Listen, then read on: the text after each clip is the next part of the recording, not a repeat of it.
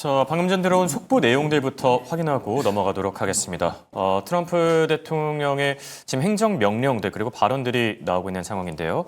속보 내용들 하나씩 체크해 보시죠. 우선 지금 일본 자동차 관세에 대한 얘기가 나왔는데요. 일본 자동차 관세율 27.5%였었죠, 기존에. 이거를 15%로 낮추는 이 행정명령에 서명했다라는 속보가 나왔고요. 그리고 브로드컴과 관련해서 지금 어닝콜이 또 진행 중인데요. 앞서서 EPS와 매출이 잘 나왔음에도 불구하고 주가 자체는 이 시간을 거래해서 조금 아쉽다라는 평가들이 나오고 있다고 얘기했죠. 그런데 지금 어닝콜을 소화하면서 양전한 모습입니다. 시간 외 거래에서 3% 뛰고 있는 점도 같이 참고하시기 바랍니다. 자, 이번엔 투자 전략 세우러 넘어가 볼 텐데요. 도움 말씀에 송범선 썬투자실장과 함께합니다. 안녕하십니까? 안녕하세요. 자, 미국 증시 밤새 이슈들이 또 많이 나왔어요. 한 줄 평을 남겨주신다면 어떻게 평가하시겠습니까? 금리 인하 기대감 네. 이것이 가장 크게 작용하고 있고 지배하고 있다 이렇게 보겠는데요. 예. 고용 시장이 악화됐어요. 그래서 고용이 좀 안 좋아지는데 그 가운데서도 9월 그런 것들 때문에 더 예. 금리 인하가 또 가속화된다 이렇게 보고 그렇죠. 있고요. 9월 금리 인하 가능성이 계속해서 높아지고 있다. 이런 점들이 가장 우리가 주목해 볼 수 있는 점이다 이렇게 보겠습니다. 네, 지금 시장에서 금리 인하 기대감이 갈수록 커지고 있는 상황이죠. 이게 고용 지표들이 발표된 이후에 거의 기정사실화되고 있다고 봐도 무방할 것 같은데 고용 지표들 하나씩 분석해 보면 좋을 듯하고요. 밤새 ADP 민간 고용도 그렇고 실업 지표도 그렇고 많이 나왔는데 전반적으로 어떻게 보셨죠? 그렇죠. 고용 지표 예. 일단은 뭐 민간 고용 지표는 예상보다 하회를 했습니다. 그래서 고용이 좀 안 좋다 이렇게 보여지고 있고 취업이 좀 안 되고 있다 이렇게 보고 실업수당 청구 건수는 예상보다 상회했기 때문에 실업자는 늘었다. 예. 그러니까 뭐 고용 측면에서는 굉장히 안 좋은 거죠. 실업자는 늘었는데 고용은 안 좋아지니까 뽑는 사람은 없다 이렇게 좀 보고 있고 예. 이런 것들 때문에 이제 결국은 경기가 좀 안 좋아지고 있다고 판단해서 그 9월 금리 인하 계속해서 말이 나왔었는데 예.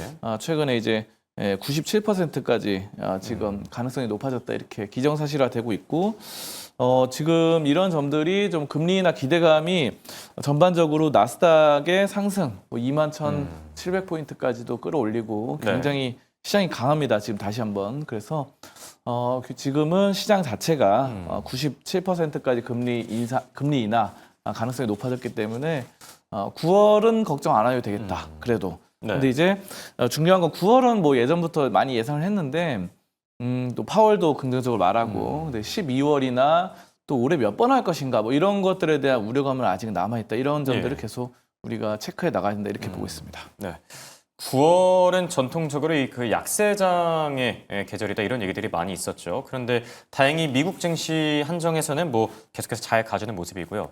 자, 이렇게 고용 지표가 둔화하고 금리 인하 기대감은 시장에서 커지고 있는데 연준 위원들 가운데 또 매파적인 발언을 내놓은 분이 있어요. 어떤 내용이죠, 이거는? 네, 그렇죠. 뭐 클리브랜드 연은 총재 같은 경우는 뭐 예. 9월에 금리 인하 이유를 찾지 못하겠다. 고용이 이렇게까지 안 좋은데 네. 이런 얘기는 왜 하는 걸까요? 뭐 물가 상승 때문이겠죠. 아무래도 예. 인플레이션이 계속해서 말이 나오고 있고 관세에 대한 영향 이런 것들을 좀 잡아야 된다. 예. 이런 점들 때문에 결국은 좀 매파적인 사람은 계속 매파적 얘기하는 것 같아요.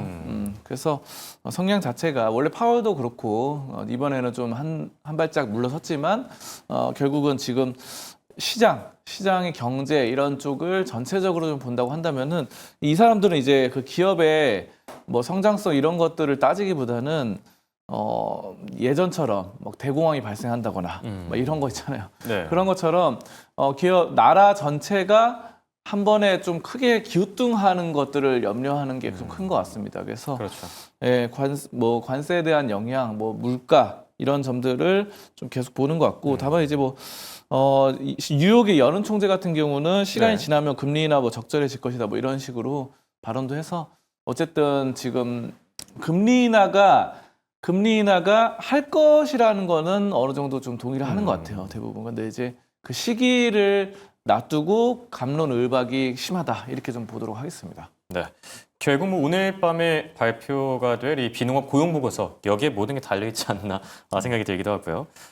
그리고 월가에서 최근 금에 대한 얘기가 많이 나오고 있죠. 가장 핫한 섹터가 어디냐 이러면은 요즘에 다 금을 꼽더라고요. 네. 왜 그런 걸까요?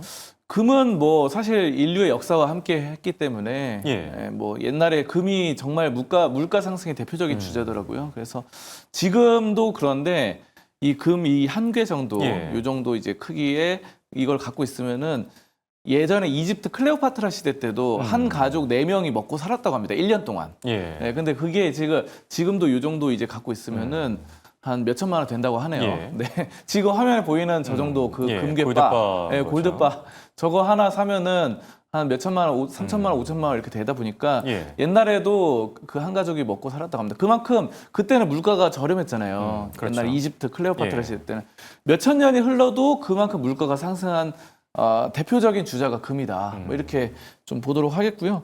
어쨌든 장기적으로는 4,000달러 이상을 지금 BOA에서 예상을 하고 있고, 예. 뭐 여러 가지로 금 목표가는 뭐 대부분의 지금 리서치 센터 이런 데서 지금 4,000달러 이상을 연구 기관에서 내놓고 있어서 네. 사실 뭐 시간이 지나면 올라갈 것 같아요. 뭐 5,000달러도 못 가겠습니까, 사실. 근데 이제 시간이 관건이고 그 사이에 등락이 있을 것인데 그런 지루함을 누가 더 많이 견딜 수 있는가.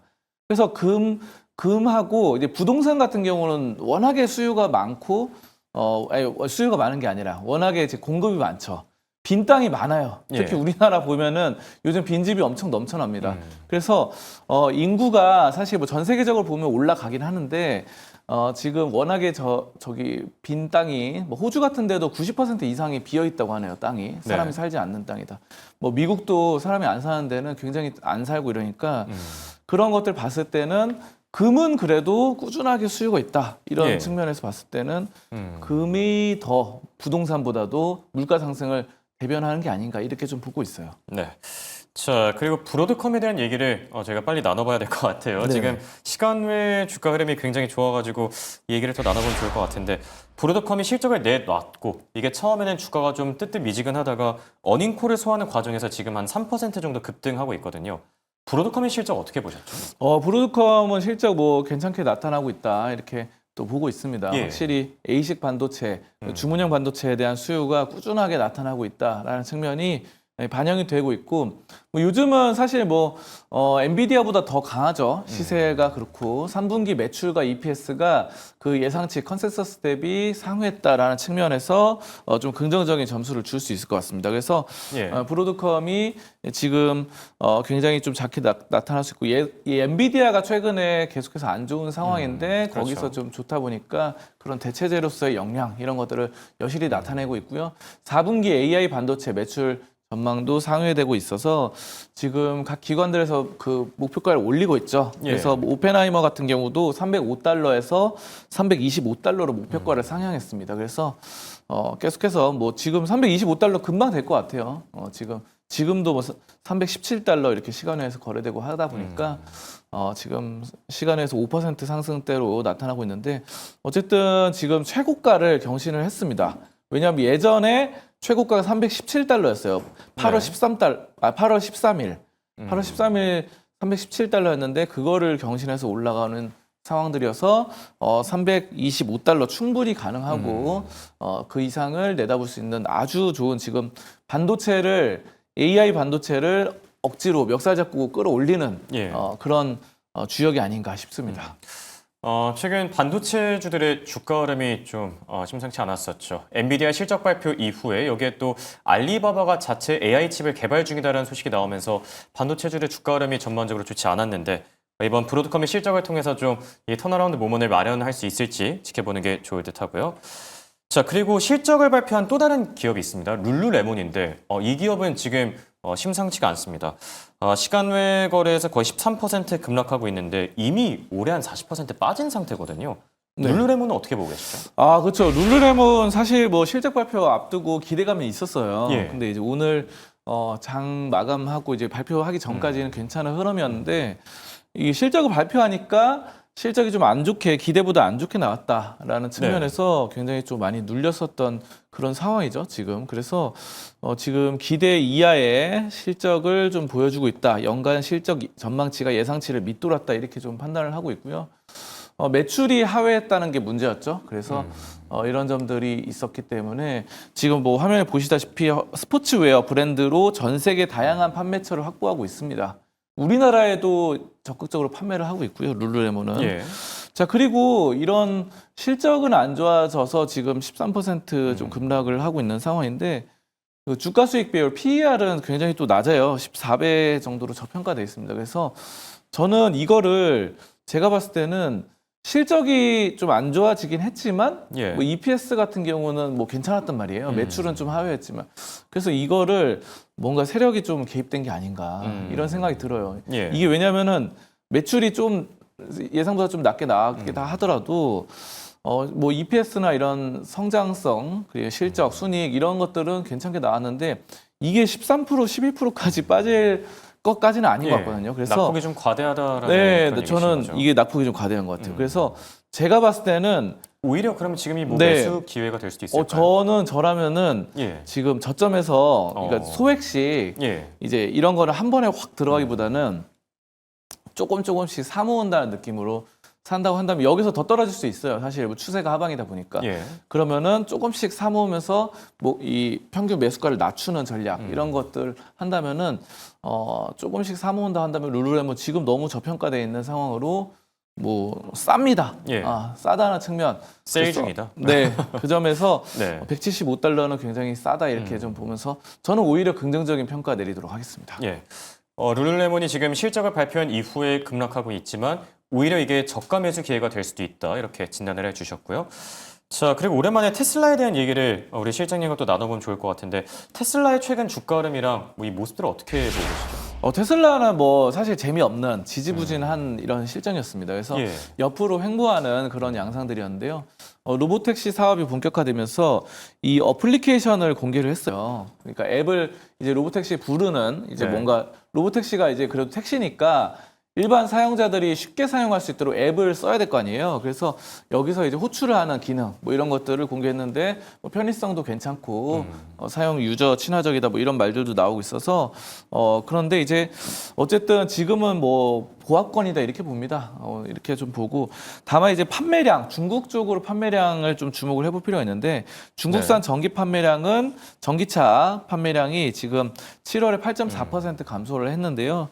예, 다만 이제 지금 지난달 유럽과 이런 것들을 시장으로 해 수출 포함해서 테슬라 상하이 공장에서 생산된 모델 3 또는 모델 Y 이런 쪽의 인도량이 7월 대비 22.6% 증가했습니다. 그래서 이런 점들은 유럽 쪽과 합해서 뭐 이렇게 또 본다고 한다면은 크게 나쁘진 않다 이렇게 좀 보거든요. 그래서 예. 테슬라는 지금 지지부진한 가운데 어느 정도 힘을 비축하고 있고 아직까지 뭐 중국에서는 BYD라던가 아니면 2차 전지 쪽에서는 CATL 이런 쪽이 잘 가고 있지만 미국에서는 테슬라의 아성을 뛰어넘을 만한 또 전기차가 업체가 안 나오고 있거든요.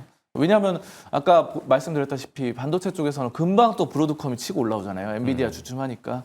반도체는 더 빠릅니다. 근데 자동차 부문에서는 더 약간 느리다 이렇게 보고 한번 브랜드 가치가 굳어지면은 자동차는 더 오래 갈 수 있다 이런 측면에서 테슬라는 네. 여전히 좀 저는 긍정적인 뷰로 보도록 하겠습니다. 네. 자, 테슬라에 대한 투자 의견까지 살펴봤고요. 끝으로 오늘장 관심주로는 어떤 기업 오늘 들고 오셨을까요? 네, 메이시스라는 기업인데요. 메이시스요. 예. 네, 요거는 이제 2분기 실적이 예상치보다 크게 상회를 했기 최근에 때문에 실적 발표를 했었죠. 네, 그래서 바로 어제 그러니까 이 간밤 말고 예. 하루 전, 네, 하루 전에 예. 이렇게 했는데 실적이 괜찮게 나와가지고 막 20%까지 올랐었어요. 네, 맞습니다. 수요일 날. 근데 수요일 간밤에. 근데 이제 오늘 간밤에도 또 올랐습니다. 그렇죠. 오늘도 5%가량 올라가지고 20% 오른 데 이어서 바로 뭐 5%또 이어서 올랐는데 그만큼 실적이 좋고 이거 자체가 원래 가치주 성향이 있어요. 그래서 이 배당 수익률이 5.51%입니다. 고배당주라서 여러분들이 장기 투자하기에도 배당 따박따박 1년마다 5% 이상씩 받아가니까 미국 30년물 국채금리보다 더 높습니다. 그래서 미국 30년물 너무 재미없어서 못 사겠다 하시는 분들은 이걸로도 미국 30년물 이상의 수익을 잡아갈 수 있다. 배당으로 이렇게 보고요. PBR도 네. 0.82로 굉장히 저평가돼 있어요. 그래서 이런 점들 괜찮고 의류와 액세서리 뭐 이런 것들을 판매하고 있고요. 미국 43개 주, 뭐 컬럼비아 이런 쪽에서 뭐 괌에도 매장을 보유하고 있어서 아주 다양한 측면으로 지금 잘 되어 나가고 있다라는 측면이 있고요. 실적도 괜찮으니까 지금 상당히 또 추세도 좋아지고 있는 시점에서 거래량까지 뒷받침되고 있는 메이시스가 전반적으로 괜찮은 흐름이다. 요즘 유통주가 전반적으로 괜찮더라고요. 뭐 월마트도 다시 살아나는 느낌이고 예. 그래서 뭐 룰루레몬은 좀 많이 빠졌긴 했는데 어쨌든 월마트나 메이시스나 다들 유통주 괜찮은 흐름으로 좀 나타나고 있다 이렇게 저는 보고 있겠습니다. 네. 지금까지 도움 말씀에 송범선 썬투자 실장과 함께했습니다. 감사합니다. 감사합니다.